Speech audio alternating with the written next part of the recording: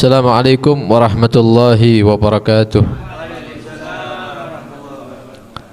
Bismillah walhamdulillah wassalatu wassalamu ala rasulillah Sayyidina wa maulana Muhammad ibn Abdullah wa ala alihi wa sahbihi wa man wala wa la hawla wa la quwwata illa billah, amma ba'd.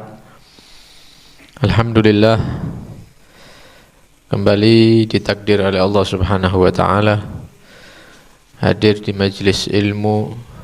Kita memohon kepada Allah Subhanahu wa taala, mudah-mudahan ilmu yang kita pelajari menjadi ilmu yang bermanfaat. Amin ya rabbal alamin. Hadirin hadirat rahimakumullah. Habib Abdullah bin Alawi Al-Haddad, beliau mengatakan termasuk perkara yang mencegah manusia untuk melakukan ketaatan, mendorong dia untuk melakukan maksiat, yaitu tanawulul haram wasyubhah, makan sesuatu yang haram, wasyubhat, dan memakan perkara yang syubhah. Syubhah itu tidak jelas halal haramnya, tetap sama dia dilakukan atau dimakan. Aklul haram itu bukan berarti mangan babi tok, bukan. Bukan berarti minum minuman keras saja, bukan. Masih mangan sego itu iso haram kalau caranya salah. Nyolong misalnya, atau kerjanya tidak beres, pekerjaan yang dilarang oleh syariat. Nah, itu hasilnya juga haram, walaupun tuku sego yaitu dibeli dengan uang haram. Fahuwa la mahalah yasrifu 'anit ta'ah. Orang yang makan haram atau makan sesuatu yang tidak jelas hukum halal haramnya, pekerjaan yang tidak jelas halal haramnya, hasilnya dibuat beli makan. Maka yang seperti ini pasti menjauhkan orang tersebut daripada perbuatan taat. Yang seperti ini akan mengajak dia untuk melakukan maksiat. Sehingga diriwayatkan dari Rasulullah sallallahu alaihi wasallam, beliau pernah bersabda, man akalal halala, barang siapa makan halal, makanannya halal, duitnya, uang yang buat beli dari pekerjaan yang halal. Ata'at jawarihuhu, anggota badannya akan melakukan taat. Sya'a am aba, mau atau tidak mau, otomatis lek mangan halal pasti taat.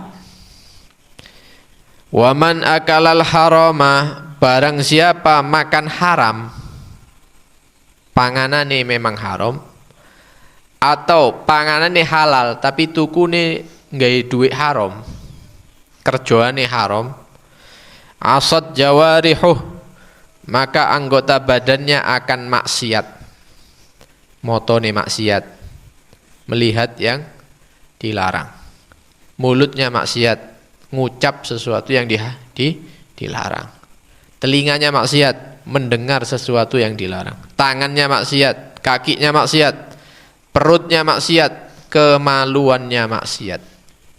Dari mana? Makan haram. Barang siapa makan haram, maka anggota badannya akan bermaksiat.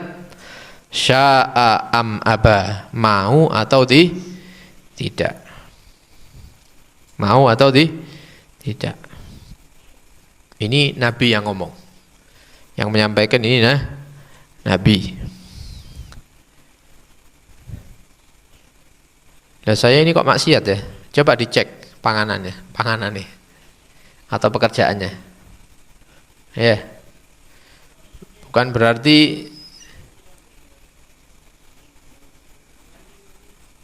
wis kadung misalnya, terlanjur bagaimana lagi, enggak, dikoreksi pribadinya masing-masing. Wa fil khabar, di dalam satu riwayat dikatakan kul ma syi'ta, makan apapun yang kamu pingini. Kon kape mangan opo sak karepmu, bebas. Sing kape mangan halal, yo mangano halal. Yang mau makan syubhat yang tidak jelas, ya silakan mau dimakan. Yang mau makan haram pun, ya kalau berani makan ya silakan. Kul ma syi'ta, makan apapun yang kamu ingini. Famithlahu ta'mal, maka semisal yang kamu makan, bentuk amalnya mirip dengan yang masuk ke dalam perut. Artinya kalau yang dimakan itu baik, halal, maka amalnya pasti baik. Kalau yang dimakan itu sesuatu yang tidak baik, yang haram, maka amalnya pasti tidak baik. Makanlah apapun yang kamu ingini, maka amalmu akan persis seperti makanan yang masuk ke dalam perutmu.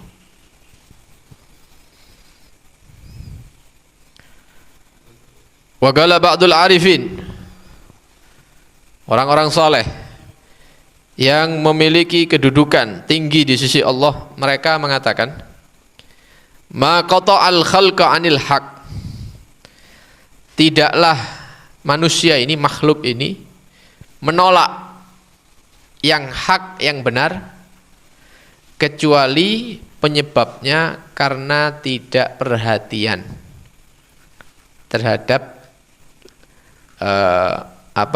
suapan-suapan yang masuk ke perutnya dia. Kenapa dia kok berani melakukan korupsi?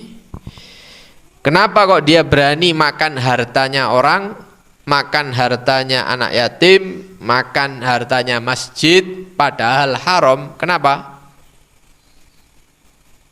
Seakan-akan dia itu benar, yang menyalahkan dia itu salah, sing benar. Diingatkan kebenaran dia menolak. Apa penyebabnya? Ya karena makanan yang masuk ke mulutnya dia, ke perutnya dia itu yang tidak benar, menyebabkan dia tidak mau menerima yang benar. Lek dikandani tidak gelem.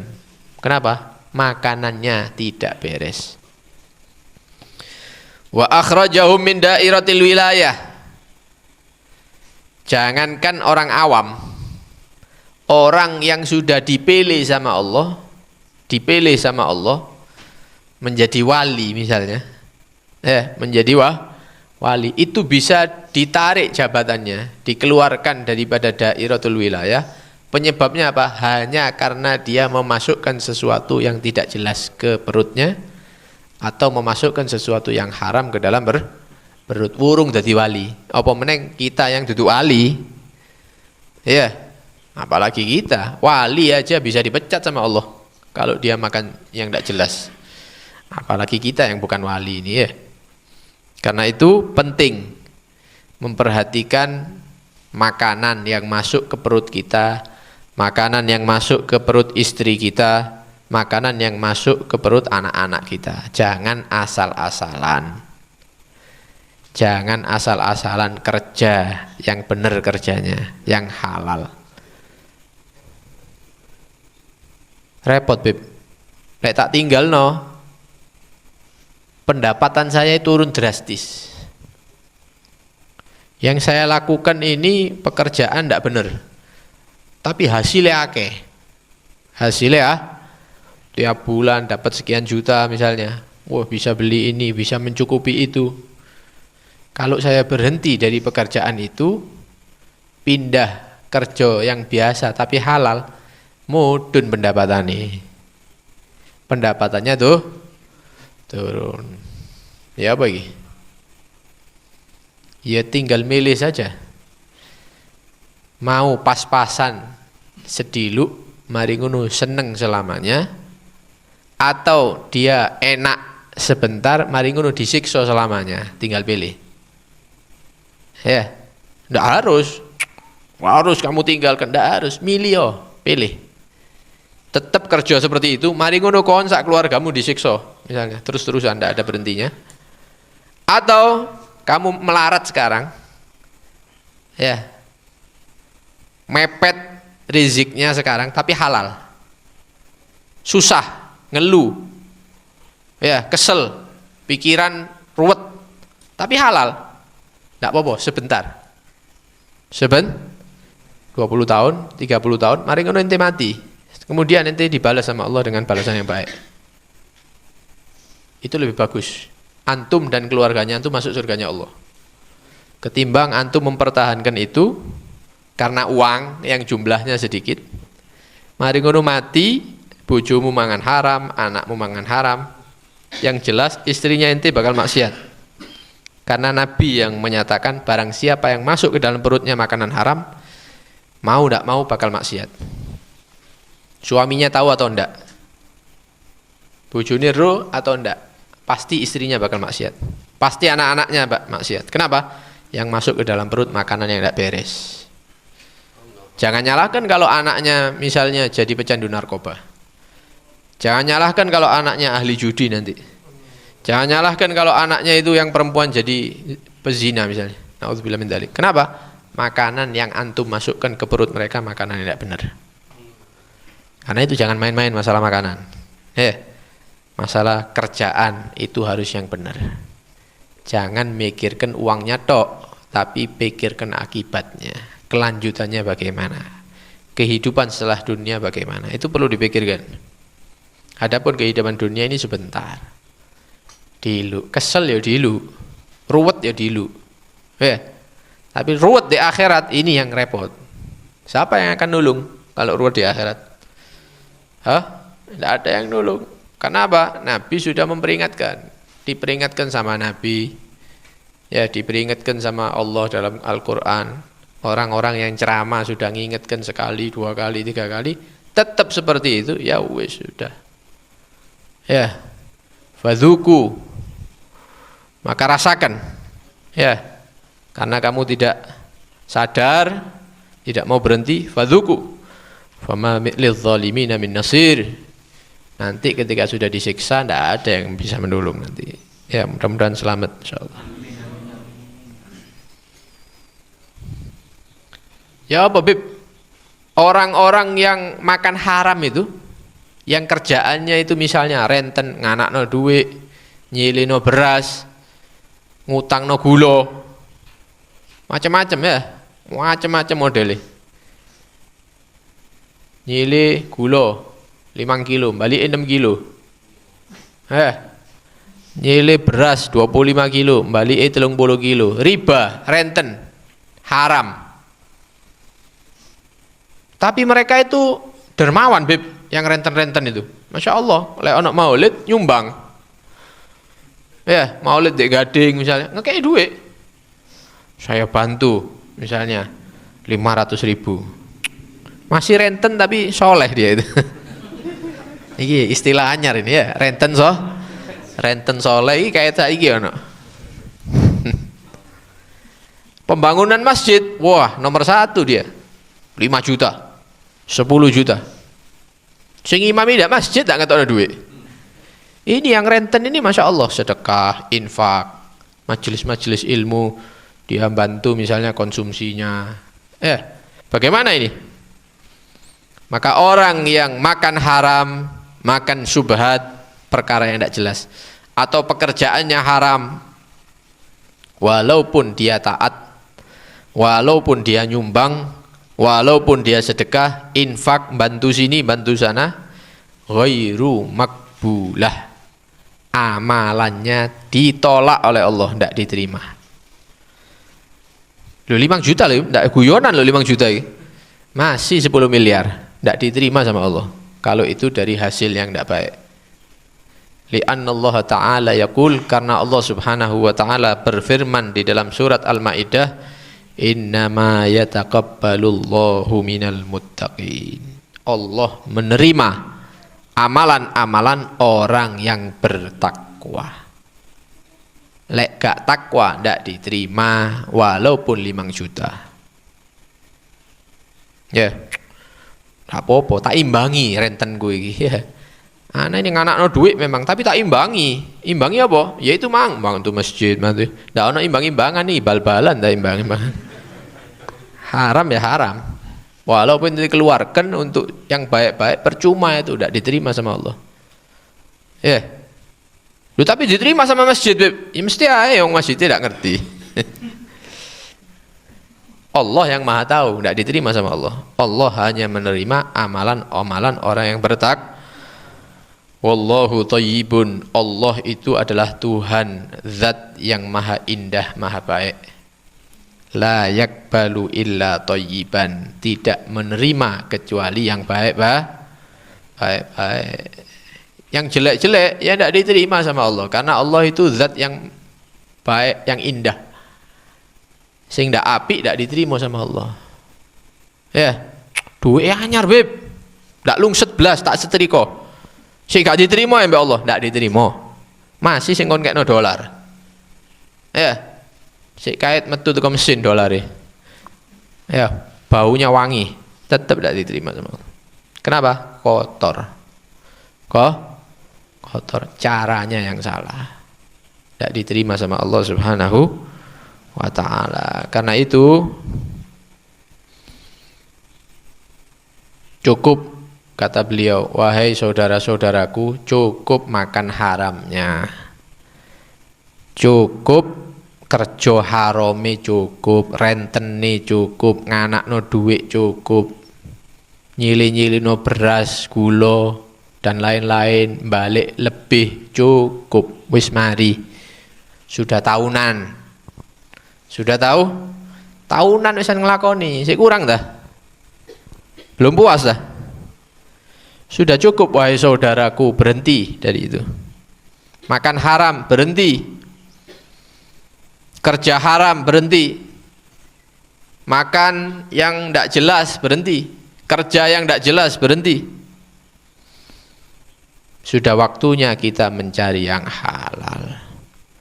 Sudah waktunya mencari yang karena manusia ini mencari yang halal itu hukumnya wajib.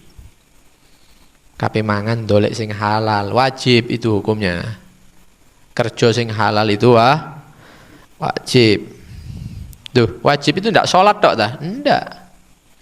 Sholat itu wajib, puasa itu wajib, zakat itu wajib, haji itu wajib, umroh wajib. Tapi ada fardhu ba'dal fardhu, kewajiban di atas kewajiban sholat tadi, puasa dan ada wajib lagi yang lain, bukan itu tok. Apa kewajiban yang lain? Makan halal, kerja halal itu wajib juga, jangan lupa. Ya, ojo sholat tok tapi kerjaannya tidak kena, makannya tidak kena. Kalau kita berhasil mendapatkan makanan halal, pekerjaan yang halal, maka makanlah dari situ. Panganan, masukkan ke mulut istri, masukkan ke mulut anaknya. Kalau kita punya uang dari hasil halal, belikan baju buat sholat. Kelambi sing kon gawe saiki iku kan dari pekerjaan yang haram. Kon gawe sholat itu gak izin dah. Allahu Akbar, kelambi ini haram. Ya, disaksikan sama Allah. Iki wetenge jerone haram, klambine haram, daginge haram, getine haram. Salat mana yang diterima? Ya tidak mungkin. Tidak ada ceritanya diterima, percuma ente jungkel sampai jelungup, salatmu percuma. Kalau pekerjaannya tidak beres. Dapat pekerjaan yang baik, yang halal, makan. Masukkan ke mulut anak istrinya. Punya uang dari hasil yang halal, belikan baju, pakai sholat, pakai ibadah. Dan kalau ditakdir mendapatkan rizki halal yang banyak, jangan boros. Jangan boros. Ya. Nah, apakah halal itu bisa dikatakan boros? Ya. Kata mereka, wala tusrif fa innal halala la yahtamilus saraf. Karena perkara yang halal itu biasanya cukup, tidak lebih. Allah kalau mentakdir orang mendapatkan rizki halal, biasanya rizkinya itu mencukupi, pas kadarnya, tidak lebih. Tidak mungkin berlebihan. Ya, tidak mungkin berlebih. Wa iyyaka wasyiba. Hati-hati, jangan sering kenyang. Mari maulid di bandaran mangan, mari ngono di Gading mangan maneh. Ya. Mari ngono ndak iso ngadeg. Kewarken. Ndek kono rong piring, ndek Gading rong piring. Tapi ngadeg ndak iso, njuk tulung wong-wong. Angkat nopo rek? Wa iyyaka wasyiba. Hati-hati, jangan sering kenyang. Fa innahu minal halali mabda'u kulli syarr. Walaupun yang kamu makan itu halal, tapi kalau sering kenyang itu permulaan keburukan. Permulaan keburukan. Apalagi yang dimakan itu kenyang daripada yang haram. Kenyang daripada yang halal itu loh, tidak bagus. Bagaimana orang yang kenyang daripada haram? Sehingga Nabi terakhir kita tutup dengan hadisnya Nabi. Kata Nabi, ma mala abnu adam wi'aan syarran min batnih. Menungso ini ya, ketika memenuhi sesuatu tidak ada yang lebih buruk daripada memenuhi perutnya. Antum kalau memenuhi sesuatu itu kotaknya masjid itu penuh no. Ya. Bantuan-bantuan, bencana dan lain-lain itu polono ndak apa-apa, bagus itu. Lek weteng ojo dipoli. Kalau perut jangan penuhi. Beldos aja ya. Hasbu bani Adam, cukup bagi manusia ini luqaimatun, beberapa suapan nasi. Yugimna sulbah, yang bisa menjadikan tulang punggungnya tegak berdiri, ndak lemes. Jupuk piring segorong cintung ya, dikei tempe mendol kei kecap mangan iso ngadeg, alhamdulillah iso, wis cukup ya. Rong piring, terung piring, ini memenuhi perut itu memenuhi sesuatu yang buruk itu berarti. Yes, secukupnya makan, kenyang berhenti, bisa aktivitas, bisa ibadah, bisa lakukan. Fa in kana la mahalah, maka jikalau harus nambah ya, Bib nambah Bib, ya silakan Cak Munir gawe nambah misalnya ya, monggo silakan, mumpung juga mandi misalnya ya, maka diatur sulus li ta'amih ya, wetenge menungso ini dibagi sepertiga, dibagi telu, 3 untuk makanan, sepertiga yang kedua untuk minuman, air, minumnya. Sepertiga untuk keluar masuknya nafas. Ini siapa yang ngajari? Nabi SAW. Sepertiga dari perut itu makanan, kalau memang harus embo ya. Sepertiga untuk minum, sepertiga untuk jalur nafas. Mangan. Ya. Mari ngono. Kape ngombe dak nggen maneh. Sik kae nyecep titik wis kape muntah untuk kene ya. Ndak iso ambekan. Ya. Kelagepen. Cek nemen rek, masih yo ndak tau mangan. Ngene-ngene aja dijak mauludan ya. Tek-tek iki ya.